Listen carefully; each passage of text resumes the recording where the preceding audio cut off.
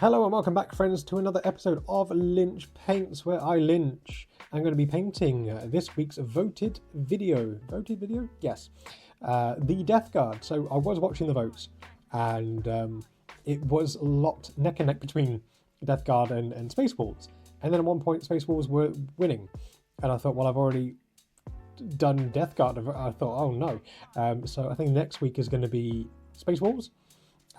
Because they had just, I think at the very end, lost to Death Guard, but only, I think, by one vote, which was quite funny. So next week's going to be Space Wolves. I do apologise for this one being a little bit late. I had some car troubles and couldn't get back in time to edit it and get it out, but I'm just going to put it out there anyway. And yeah, so before we get started, I'd just like to guide you towards all the nice shiny buttons down there, including the newest shiny one, the hide button. Don't know what it does, but give it a click. It can't be that bad. So just, yeah, if you're new, welcome aboard. And yeah, all the buttons are down there for your consideration for new and current fans of the channel. So that's a lot of preamble and waffling out of the way with. So let us grab our paints, paintbrushes, and our corrosive weaponry and smelly gas masks, and let's dive straight into it.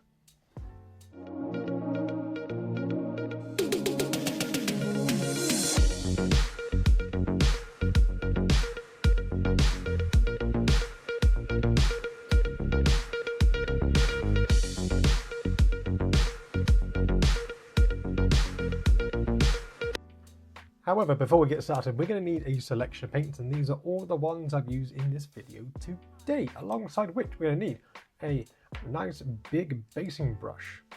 I love those big basing brushes.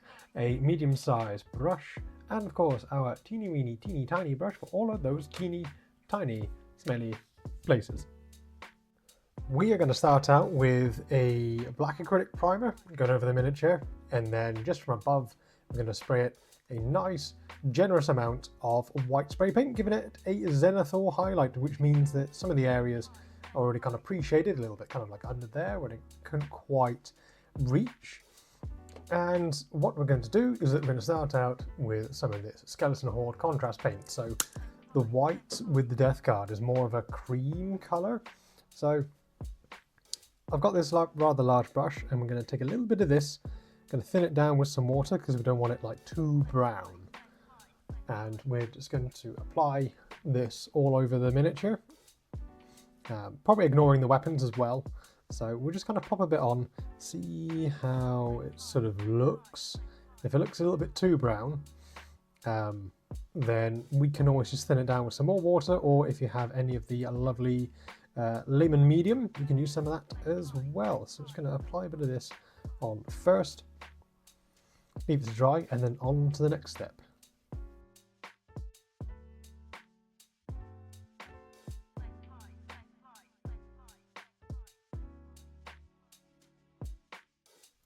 So once it's dry, it should look something like this. So it's a nice kind of cream color.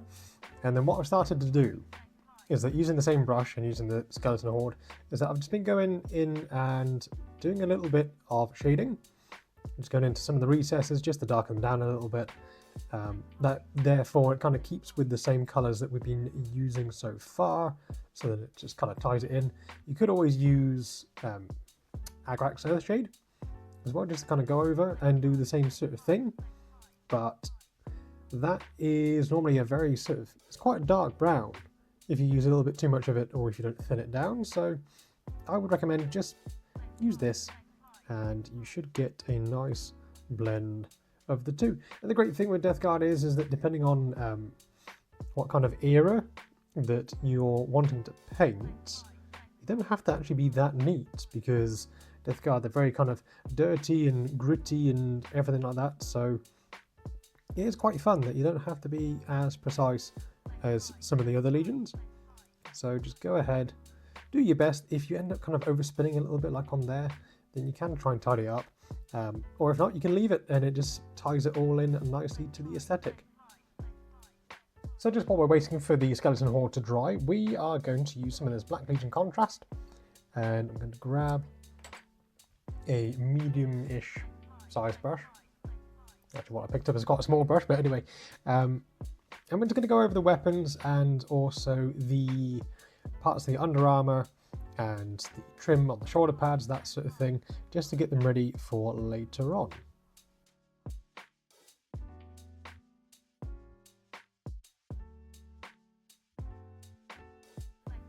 Now that we're done with the black, and he's looking quite a lot like a Death Guard.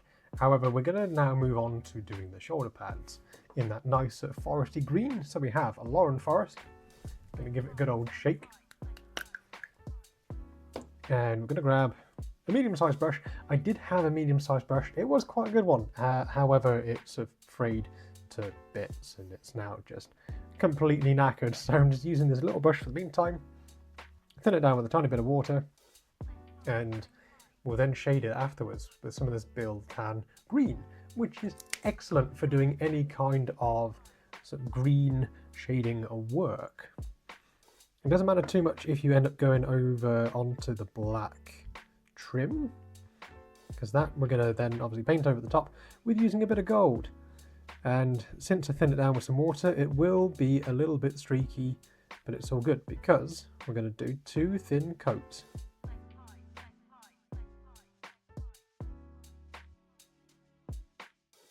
So I figured that while we're waiting for the green to dry, what we can do is just to optimize our time, make it a little bit more efficient, is that we're going to take some of this Corpus Black and Storm Vermin Fur. We're going to mix the two together. And we're going to need just a little bit. And we're going to use a bit of a knackered fluffy brush. So this is my medium-sized brush that I mentioned previously. It's all just frayed to bits, so it's still good for a dry brush. Never throw a good brush away, because you might end up needing it for something else. I'm just going to do a really rough highlight just over the weapons and any kind of dark areas in the black that we've put on that you'd like to highlight. So you could, if you wanted to do the little bits kind of around here, like the underarm and that sort of thing, but we're going to be going over that with some metallics.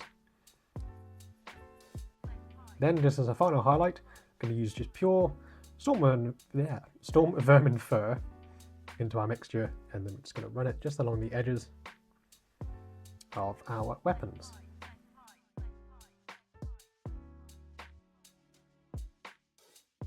While we're waiting for the second coat of the Lauren Forest to dry, I've got some of this Iron Warrior Silver, and again using the same knackered brush, it's going to dab a bit off onto this bit of tissue, and then we're going to go and just pop in all of the metallic, so metal areas that we'd like to put on our miniature.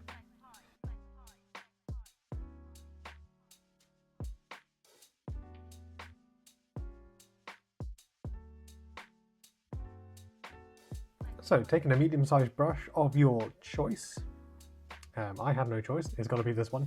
We're going to take this Build Tan green, and then we're just going to just pop this on to the shoulder pads, and this should darken it down, create our nice shadows, and yeah, it is quite good because you can, if you wanted to, put down a few extra layers in case you wanted a more darker green if you wanted.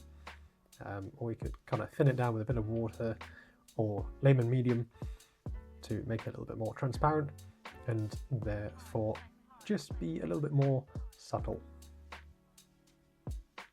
Moving on, we're going to be doing the eye lenses just while the shoulder pads are drying. So we're going to grab some of this Mephiston Red and a little bit of Corvus Black. Mix the two together for about a, I should say 60-40 mix. So it's a very, very dark red. We've already filled it in with the contrast paint. And we're going to want to paint just about 2/3, leaving a tiny little area at the back of the lens black. And it's got some of the chain sword, that's no good. But it's only small, should be fine. And just a little bit on that side there. And then what we're going to do is that we're just going to get rid of that previous mixture and then use pure Mephiston Red. I'm going to paint the first third. Kind of try and swing underneath as best you can.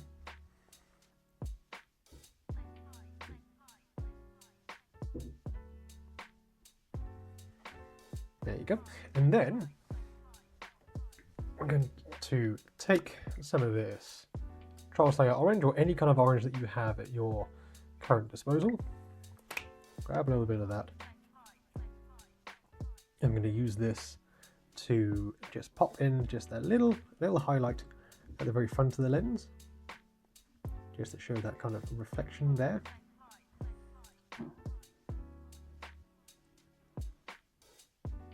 And the same on each side.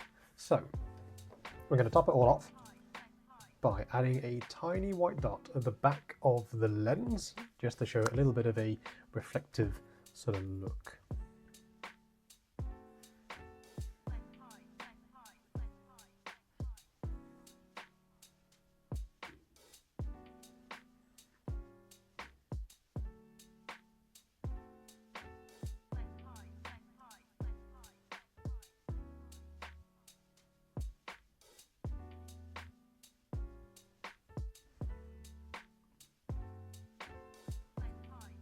Alright, so once the shoulder pads are dry, you can go back over the shoulder pads just to blend in a little bit of the Lauren Forest. So I'm going to do just that, just a little bit, just over the top area, just to show a little bit of a highlighting kind of area. Just sort of thin it down with a little bit of water just to help with the blending.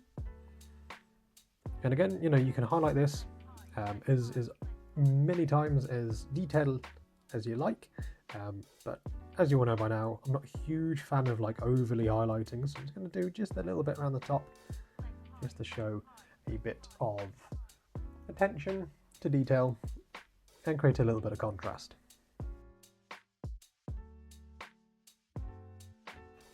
So I was about to move on to doing the logo, however I almost forgot to do the trim on the shoulder pad. So I have this brass scorpion, because I think this kind of brass colour is going to work really well with the overall tone and the aesthetic of the Death Guard, because they tend to have quite a, it's not a very kind of heroic, sort of bold, shiny, bright gold. It's more of a kind of a subdued, sort of brassy type gold, which I really quite like. Same kind of gold that I use for my Night Lords. So I'm going to grab a medium-sized brush, and we're just going to go over the shoulder pad trims.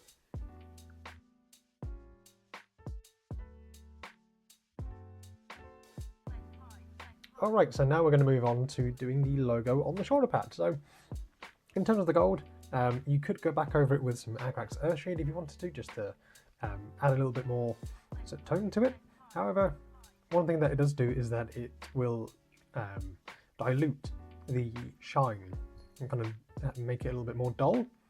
And I thought for this miniature, it's going to be exactly fine as it is. Same thing with the weathering as well, because obviously Death Guard are known for being very, very dirty, particularly like towards the end of the Heresy, or probably actually even at the start of the Heresy. So I haven't done any weathering today, but if you'd like me to do a weathering video, then I'm more than happy to use this guy at a later point. But time is of the essence, it is running a little bit late, so I'm going to, got my chosen colours here. I was going to do the logo in sort of black, and then obviously I'll try and do the skull in the middle in a nice white. Do you mind, cat? Thank you. So let's get started with my teeny weeny teeny tiny brush with all of my teeny tiny places.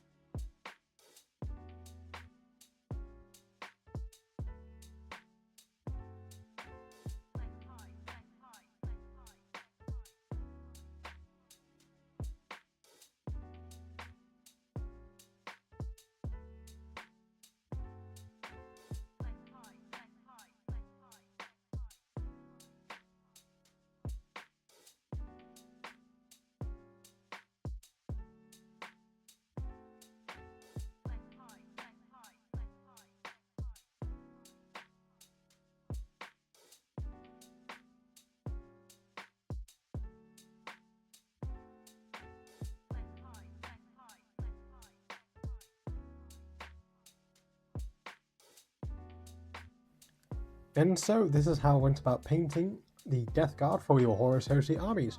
It's been a really, really fun one. It's the way I've done it I find is a very nice, easy way, and you can churn out a lot of these in hopefully next to no time, which is the whole point of Heresy, is these bigger size armies with sort of lots and lots of infantry, lots of different types of infantry as well.